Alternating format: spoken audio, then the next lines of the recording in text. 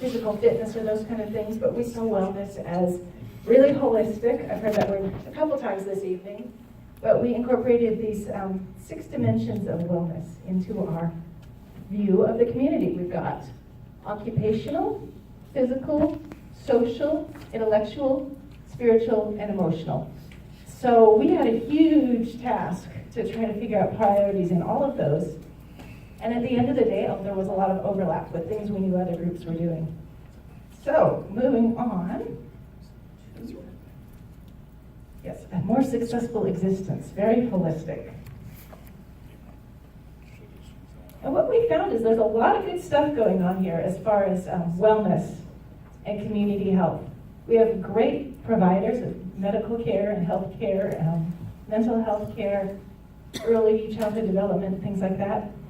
Across the board, with all of the different domains of wellness that we looked at, we saw that there was a lot of good stuff going on. But across the board, we also saw that there was a lot of siloing and a lot of lack of awareness of what was actually already here as a resource in the community, and a lack of collaboration, which people are starting to make inroads in, but there's a lot of things we could do to promote collaboration. Oh yes, and an identified public space for recreation, which sounds familiar. So, goal number 1, strengthen collaboration and coordination of existing resources so that people are aware of and informed about what's going on and that they can make referrals to each other. We were thinking specifically about that all-important priority of preventing health problems. Prevention is huge, huge, huge, huge, and addressing various different predictors of health.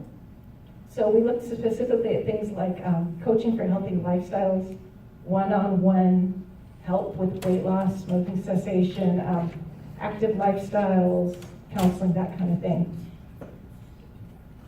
So the first project we have, the small low-hanging fruit, was, again, sounds familiar, increase people's awareness, communicate somehow about what's already out there. And the tool that we came up with to do this is the Palouse Resource Guide, which already exists, done through the hospital and through the Whitman County Health Network. Just make sure that everybody in town gets their stuff in there and that it's promoted and that somebody's in charge of keeping it up to date and making sure that it's a reliable resource for the community. Secondly, medium-sized project. Build a referral system so that people, it will spring from that collaboration, and we're hoping the Whitman County Health Network will take the lead on something like this, where, for example, if you're in a doctor's office and you think your kid is having issues or maybe developmental delay, they're like, oh, I know, I'll refer you over to Early Head Start or whatever else. That make sense? Okay. Going along with that, we've got some care coordination going on. There are some people that come, and Troy was speaking to this, there are some people that come into our healthcare system and they're frequent flyers, they're high users of healthcare. And the problems build on each other until they end up in the emergency department. So the idea that we had is to catch these people before a crisis hits with things like referral for food resources, referral for violence prevention, referral for, what else? Help me out. Mental health care, obviously, substance abuse. So this could look like embedding community health workers into a collaborative system where we're catching these people before they end up in the emergency department. We, again, hope that the Whitman County Health Network will take the lead on this. Oh, this is a big project. This also includes sharing data, a platform where all of these different providers for across the board can share data and do it legally. Yes, and I know a lot of the communities are struggling with these issues right now, so that there's more coordination on frequent uses of healthcare. Up next, a space to play. This sounds familiar. Work as a community to identify public spaces to promote and improve community wellness. And in the back of our minds as a subcommittee, as a task force, we were thinking of something like a youth recreation center. We know, just from talking to people who have kids in sports, that gym space is always an issue.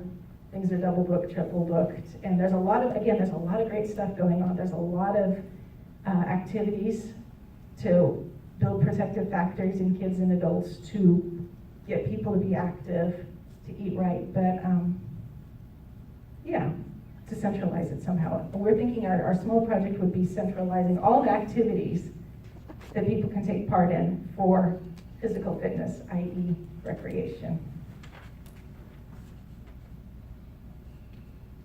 Thirdly, little kids, invest in early intervention to build lifelong resiliency and wellness. I don't know how many people here are familiar with ACEs, which is Adverse Childhood Experiences, but we talked about how through the research, this has come up as such a huge thing, almost a silver bullet, as one of the people in our group put it, to prevent lifelong health problems, mental health issues, physical health issues, chronic pain, chronic disease. So the idea is to catch them early, build strong, supportive families, help people when they need help parenting, help with developmental delays and issues that kids might experience in the home where they'd be vulnerable to ACEs. Pullman School District is taking part in a pilot program right now to catch those kids in the school district who might have experienced trauma. This is a small thing as a city to support them in that. Build an early warning system or a system to identify kids that might be at risk for trauma. And promote and expand collaboration so that we really support families. They can be the best parents they can be. And finally, behavioral health services. Once again, we saw that we have a great amount of knowledge, expertise, and resources here in the community. We as a group felt that a lot of them were centered on WSU, so we saw that there was a good opportunity for WSU to collaborate with the city in this. I know they have great resources to support WSU students with mental health, behavioral health, and addiction, and to somehow bring that down the hill to us. And finally, this is kind of, oh yes, this is a little bit abbreviated, but we talked about, again, collaboration between behavioral health providers to explore other ways of, we're a small town and the need is not as great as it would be in some place like Spokane, but still people have to travel to Spokane or they have to travel wherever. So opportunities for treating people here in town, for example, through telepsych. Any questions? I think that's it. Excellent. That's it.